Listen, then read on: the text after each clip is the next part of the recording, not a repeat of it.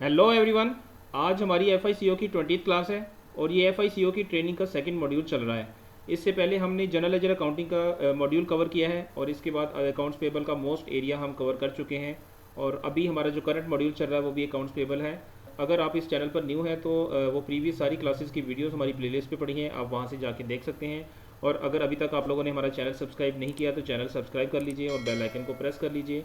आज की क्लास में हम ये पढ़ेंगे कि एसएपी में tax on sales and purchases, जिसको कि इनपुट टैक्स और आउटपुट टैक्स भी कहते हैं, इसको कैसे मेंटेन किया जाता है।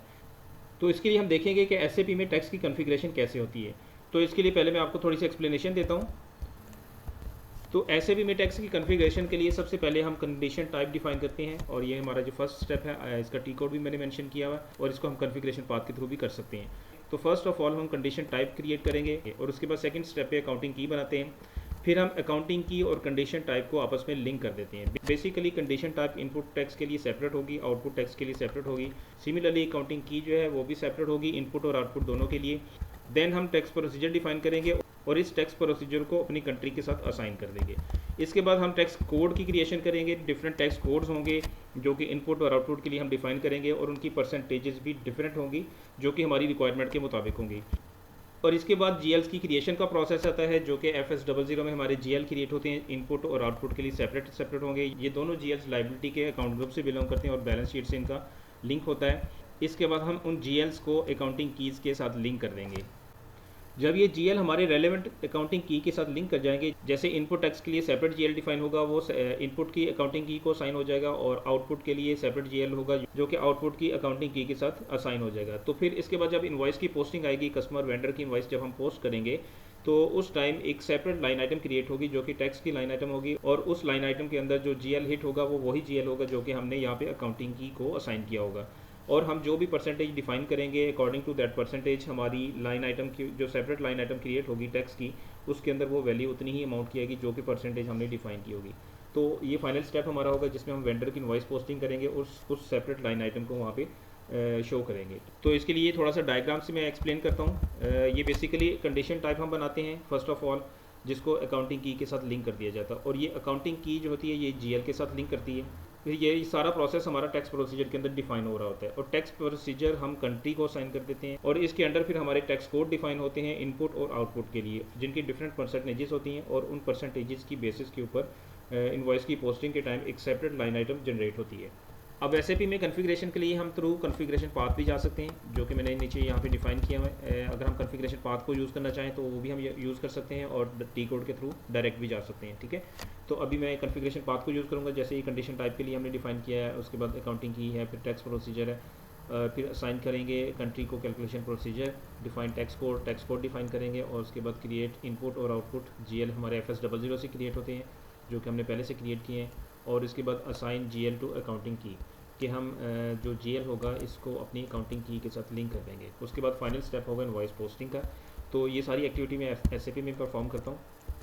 इसके लिए हम SPRO पे आते हैं, SAP reference ING, financial accounting new, financial accounting global setting, इसके बाद tax on sales and purchases basic setting और यहाँ पे फर्स्ट स्टेप है चेक कैलकुलेशन प्रोसीजर। मैंने इसको क्लिक किया, यहाँ पे हम डिफाइन कंडीशन टाइप को क्लिक करेंगे और यहाँ पे पहले से कुछ कंडीशन टाइप डिफाइन है, हम इनपुट के लिए इसको कॉपी करते हैं। अब यहाँ पे हमने जो अपनी कंडीशन टाइप डिफाइन करनी है उनके मैंने यहाँ पे नेम भी मेंशन किए हैं। ये है हमारा TINT और TOUT, तो इसको यहाँ पे डिफाइन करते हैं। TINT पहले करेंगे,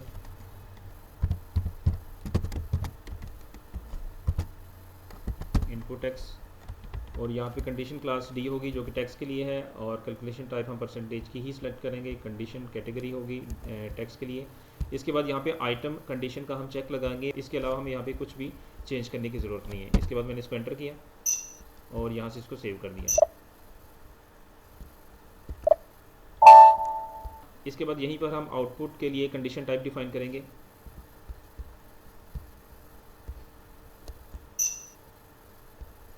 मैंने इसको सेलेक्ट किया और कॉपी किया। अब यहाँ पे इसका नेम चेंज कर देते हैं, TOUT।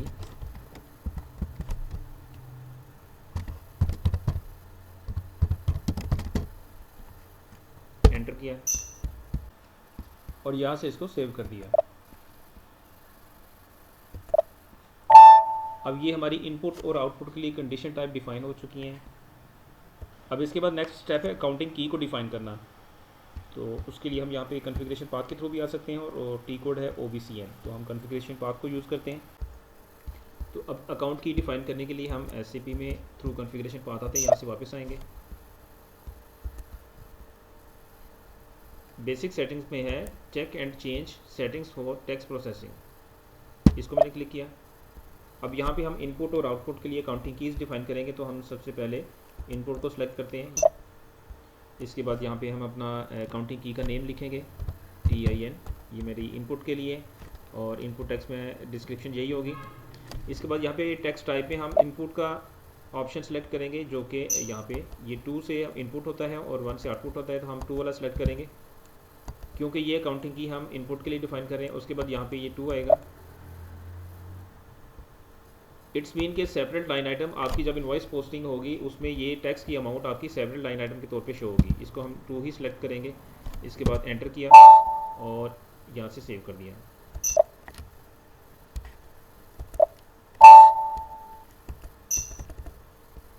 यहाँ से एक स्टेप वापस आते हैं और अगेन इसको क्लिक करते हैं। अब आउटपुट के लिए हम यहाँ से कॉपी करेंगे आउटपुट की अकाउंटिंग की बनाने के लिए, तो उसकी हमारी अकाउंटिंग की है TOT, मैंने ये डिफाइन की हुई है। आउटपुट टेक्स्ट की डिस्क्रिप्शन यही रहेगी और यहाँ से टेक्स्ट टाइप जो है वो आउटपुट की सिलेक्ट करेंगे, जो कि 1 के साथ है। ये 1 for output text and 2 for input text, तो हम 1 सेलेक्ट करेंगे। और इसके बाद 2 जो है ये सेपरेट लाइन आइटम के लिए हम ये 2 ही सिलेक्ट करेंगे। इसके बाद मैंने इसको एंटर किया और अगेन सेव कर दिया। ये अब हमारी दोनों काउंटिंग कीज़ भी डिफाइन हो गई हैं। अब हमारे जो प्रोसेस हो गए हैं कंप्लीट, ये फर्स्ट स्टेप भी हो गया, सेकंड स्टेप भी हो गया। अब इसके बाद हम टेक्स्ट प्रोसीजर डिफाइन करेंगे। इसके लिए हम यहाँ से वापस आते हैं और अगेन हम चेक कैलकुलेशन प्रोसीजर में आएंगे। इसको क्लिक किया और यहाँ पे देखें डिफाइन प्रोसीजर है, इसको क्लिक करेंगे। अब यहाँ पे हमने टेक्स्ट प्रोसीजर डिफाइन करना है। अब यहाँ पे हम न्यू एंट्री में आएंगे और यहाँ पे हम टेक्स्ट प्रोसीजर का नेम लिखेंगे।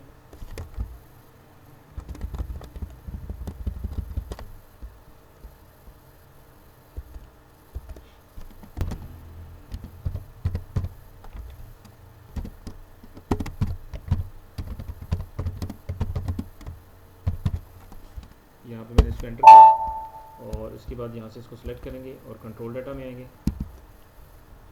अब यहाँ पे हम स्टेप डिफाइन करेंगे, तो उसके लिए न्यू एंट्री पे आते हैं। अब यहाँ पे हम कंडीशन टाइप्स और अकाउंटिंग कीज़ को लिंक करेंगे स्टेप बाय स्टेप। तो यहाँ पे हम इसको 100, 110 इसको एक सीक्वेंस में लेके चलते हैं, 100, 110, 120 एंड सो ऑन। ठीक है, तो अभी हमारा जो फर्स्ट स्टेप है वो बेस का होता है, बेस वैल्यू का। काउंटर में हम 0 लगा देंगे। इसके बाद कंडीशन टाइप, यहाँ पे जो हमने कंडीशन टाइप डिफाइन किए हैं वो करेंगे। फर्स्ट ऑफ ऑल यहाँ पे हम बेस वैल्यू की सिलेक्ट करेंगे।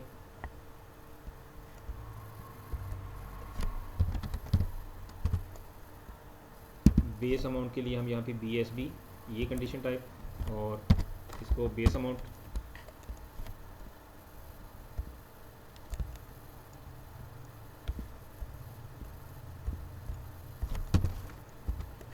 यहाँ पे हम ये वाली फील्ड ब्लैंक रखेंगे। इसके बाद नेक्स्ट आएगी इनपुट के लिए,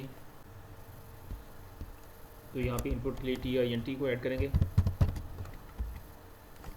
इसके बाद यहाँ पे नेक्स्ट आ जाती है आउटपुट के लिए TOUT, ये हमारी आउटपुट के लिए कंडीशन टाइप थी। यहाँ पे हम डिस्क्रिप्शन मेंशन कर देंगे इनपुट टेक्स्ट के लिए और यहाँ पे आउटपुट टेक्स्ट के लिए। इसके बाद यहाँ पे आगे हम अकाउंटिंग कीज़ लिंक करेंगे। इनपुट के लिए हमारी जो अकाउंटिंग की थी वो थी TIN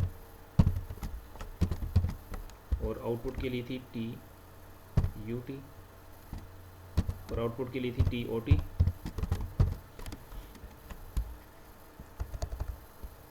अब यहाँ पे जो हम वैल्यू एंटर करेंगे वो 100 और यहाँ पे भी 100। इसकी क्या रीज़न है कि इनपुट टैक्स की और आउटपुट टैक्स की जो कैलकुलेशन होगी वो बेस अमाउंट पे होगी, तो और बेस अमाउंट की जो सीक्वेंस है उसका जो स्टेप है वो 100 पे है, तो इसलिए यहाँ पे हम इनपुट और आउटपुट दोनों के सामने 100 का यहाँ पे एक नंबर ऐड कर देंगे। जिसके बाद इसको एंटर करते हैं, तो ये हमारा टैक्स प्रोसीजर है वो डिफाइन हो चुका है, जिसमें हमारी ये कंडीशन टाइप्स हैं जो कि इनपुट और आउटपुट के लिए हमने सेपरेट बनाई है, और ये उनकी अकाउंटिंग कीज़ है जो उसके साथ लिंक हो गई हैं। ठीक है, अब आगे जाके हम इन अकाउंटिंग कीज़ को GL लिंक करेंगे, GL के साथ ऐड करेंगे। तो अभी मैं यहाँ से इसको सेव कर देता हूँ। अभी हमारा टैक्स प्रोसीजर डिफाइन हो गया। अब इस टैक्स प्रोसीजर को हमने कंट्री के साथ लिंक करना है।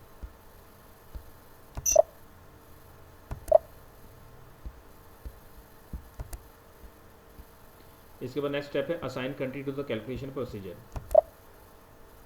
इसको मैंने क्लिक किया। अब यहाँ से हम टैक्स प्रोसीजर को अपनी कंट्री के साथ लिंक करेंगे। तो यहाँ से कंट्री सर्च करते हैं, PK फॉर पाकिस्तान, और यहाँ से हम इसको जो टैक्स प्रोसीजर हमने डिफाइन किया है उसको लिंक करेंगे।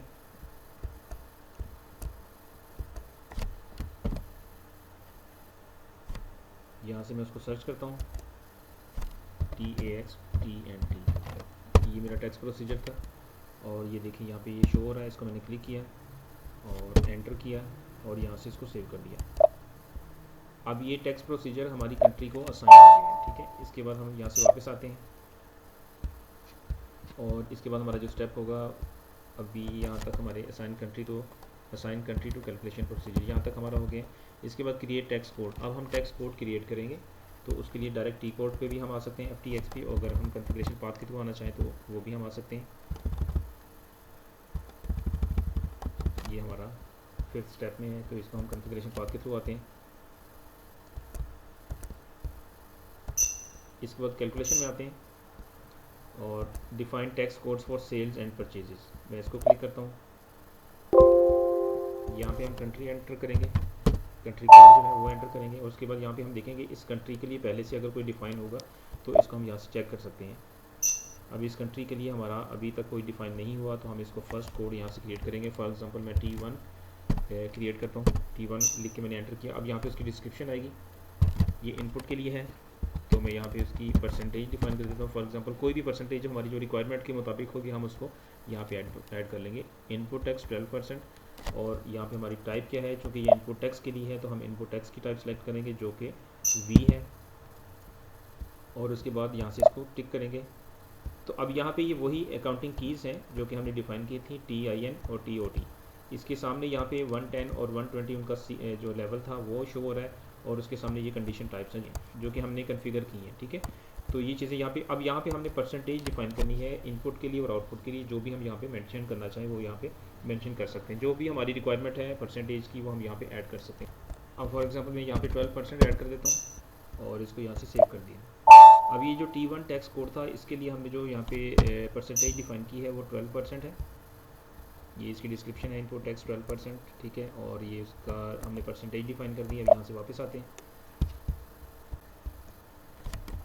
अब इसके बाद हम आउटपुट के लिए टैक्स कोड डिफाइन करते हैं, वो हम T2 ऐड कर देते हैं और एंटर किया। अब यहाँ पे आउटपुट टैक्स कोड के लिए डिस्क्रिप्शन देंगे। अब यहाँ पे इसको फॉर एग्जांपल हम 13% पे ले रहे हैं, तो आउटपुट टैक्स फॉर 13%, और यहाँ से आउटपुट की टैक्स टाइप असाइन करेंगे। आउटपुट के लिए हमारा A होता है, इसको A को क्लिक किया और इसको ओके कर दिया। और अब यहाँ पे हम आउटपुट के लिए परसेंटेज डिफाइन करेंगे जो कि 13% है।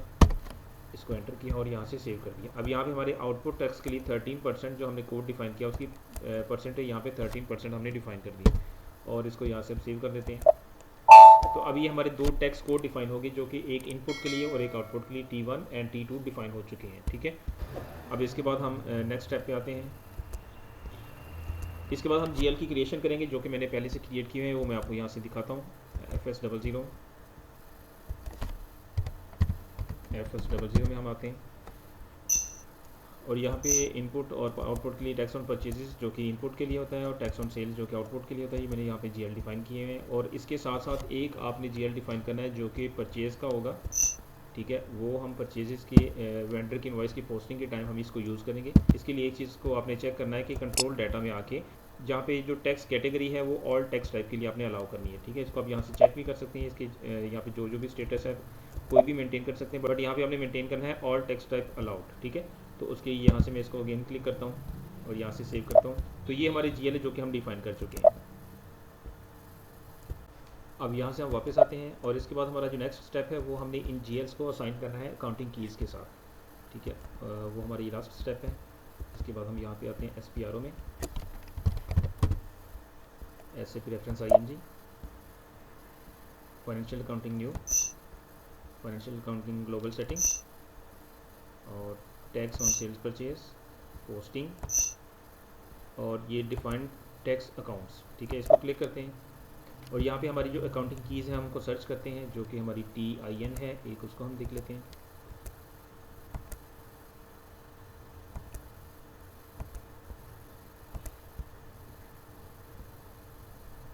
ये एक हमारी इनपुट टैक्स के लिए ये TIN इसको डिफाइन किया था हमने, और यहाँ पे हमारा चार्ट ऑफ अकाउंट है, इसको मैंने क्लिक किया। अब यहाँ पे हम आके अकाउंट असाइन करेंगे, इसको क्लिक किया। अब यहाँ पे हम अकाउंट ऐड करेंगे जो कि हमारा इनपुट के लिए था। इनपुट का GL यहाँ पे मैं ऐड कर दूँगा।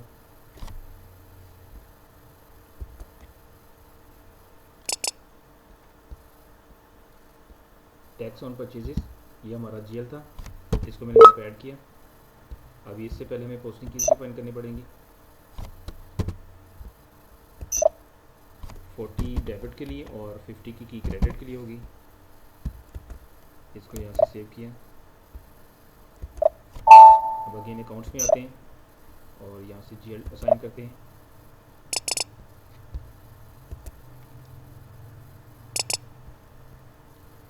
टैक्स ऑन परचेजेस, यहाँ से इसको सेव किया। अभी हमारा GL अकाउंटिंग की के साथ लिंक कर गया है। ठीक है, यहाँ से वापस आते हैं। इसके बाद हम आउटपुट टैक्स के लिए GL असाइन करेंगे और यहाँ से कहाँ आते हैं, इसको सेव किया। यहाँ पे GL ऐड करेंगे जो कि आउटपुट टैक्स के लिए था। टैक्स ऑन सेल्स, ये हमने GL ऐड किया और इसको सेव किया। अभी हमें पोस्टिंग कीज़ डिफाइन करनी होगी। पहले पोस्टिंग की को क्लिक किया, 40 डेबिट के लिए एंड 50 क्रेडिट के लिए, यहाँ से सेव किया और अकाउंट्स को सिलेक्ट किया। यहाँ पे GL ऐड करेंगे टैक्स ऑन सेल्स के लिए। ये मैंने इसको ऐड किया और यहाँ से सेव कर दिया। अब ये हमारे इनपुट और आउटपुट टैक्स के लिए GL भी असाइन हो गए। अब यहाँ से हम वापस आते हैं और इसके बाद हमारा नेक्स्ट स्टेप जो है वो इनवॉइस पोस्टिंग का है। अब हम वेंडर इनवॉइस पोस्ट करते हैं FB60 से।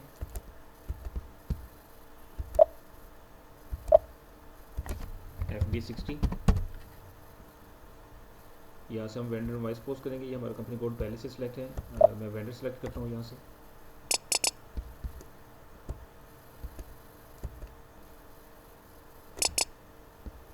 ये वेंडर हमारा ACCL है।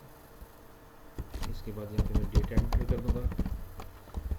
यहाँ पे फॉर एग्जांपल मैं 15,000 की अमाउंट ऐड कर रहा हूँ, वेंडर इनवॉइस है। और यहाँ से हम परचेज़ का GL डेबिट करेंगे। परचेज़ का GL सेलेक्ट करता हूँ।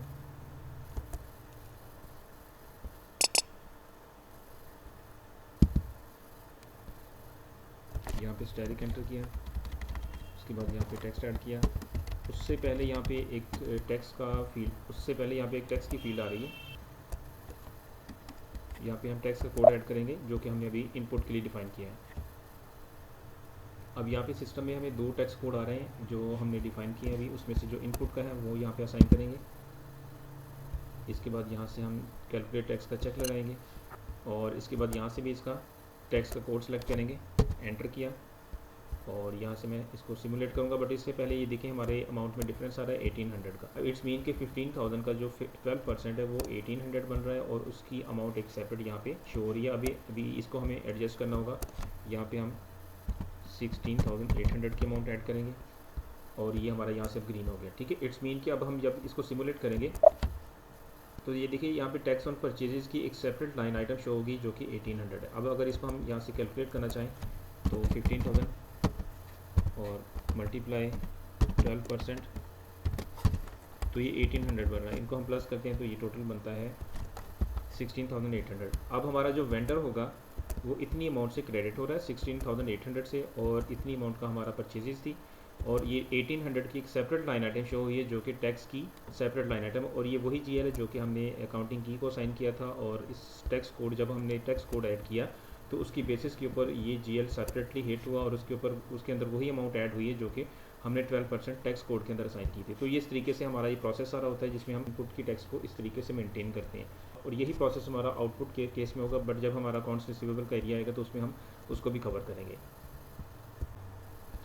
तो अब यहाँ से हम इसको सेव कर देंगे। तो अब ये हमारी वेंडर इनवाइस पोस्ट होगी है जिसमें हमने इनपुट टैक्स को इन्वॉल्व किया और उसको मेंटेन किया, और उसकी परसेंटेज जो है 12% हमने डिफाइन की थी, और उसकी बेसिस पे सेपरेट लाइन आइटम एक सिस्टम ने शो की है जो कि उसी जीएल के अंदर हिट हुई है जो जीएल हमने अकाउंटिंग की को असाइन किया था। ठीक है, एंड आई होप कि आपको इस सारे प्रोसेस की समझ आ गई होगी, और अगर आपको ये वीडियो अच्छी लगी तो ज़्यादा से ज़्यादा लाइक कीजिए and please subscribe my channel. Thank you.